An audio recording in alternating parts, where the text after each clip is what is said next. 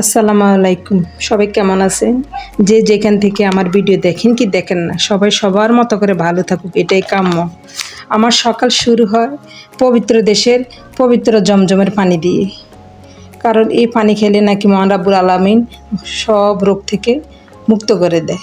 তারপর কিছুক্ষণ অপেক্ষা করার পর ইসুবগুলির ভুসিটা খেয়ে নিই, কারণ আমার গ্যাসে প্রচুর সমস্যা করে।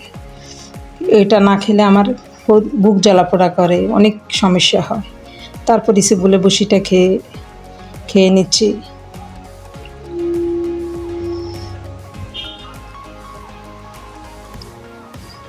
কিছু প্রাথমিক চিকিৎসা করি, দেখি না মহান রাব্বুল আলামিন রোগ থেকে রক্ষা করেন কি না। ওষুধ খেতে আমি পছন্দ করি না, কারণ ওষুধ যত কম খাওয়া যায় ততই ভালো। কারণ অনেকে গ্যাসের সমস্যার জন্য অনেক ওষুধ খেয়ে থাকে। তারপর কিছুক্ষণ অপেক্ষা করার পর আমি আমার সাধ্য মতো আজকে পাউরুটি দুধ চা খেয়ে নিচ্ছি। কেউ বাজে কমেন্ট করবেন না, কারণ সবার সাধ্য এক থাকে না। আমি আমার মতো করে খেয়ে নিচ্ছি।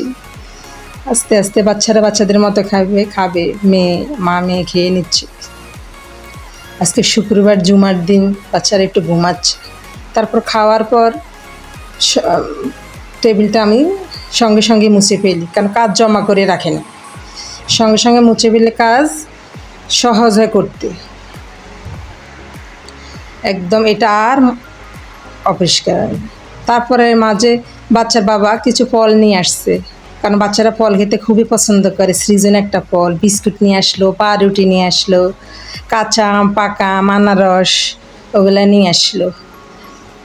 আল্লাহ কিসমতো যা রেখেছে তাই খাবো। তারপরে কাঁচা আমগুলো আলাদা করে রেখে দিচ্ছি ওগুলা পাকার জন্য, ফ্রিজার রাখবো না। তারপর রান্নাঘরে চলে আসলাম।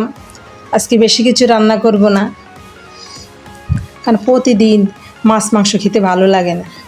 আজকে কে কী নামে এই মাছটা ডাকে আমি তো জানি না। কেউ যদি জানেন তাহলে কমেন্ট করে জানাবেন। জানি তো মনে হয় তো কী মাছ বলে আমি জানি না। ওটা ভুনা করে নিচ্ছি একটু সুন্দর করে, মাখা মাখা করে। বাচ্চারা আবার এগুলো খায়, পছন্দ করে। ভুনা করে নিচ্ছি টমেটো দিয়ে, আর একটু সাথে ডাল রান্না করে নিব আজকে এইভাবে। কারণ আজকে পবিত্র জুমার দিন, অনেক তাড়াতাড়ি নামাজ পড়তে হবে। রান্না করে নিচ্ছি।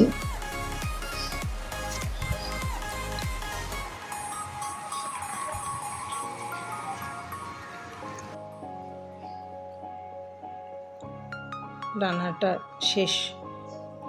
প্রতিদিনই মহিলাদের একটা অভ্যাস, রান্না করতেই হবে। রান্না ছাড়া তো মুক্তি নেই,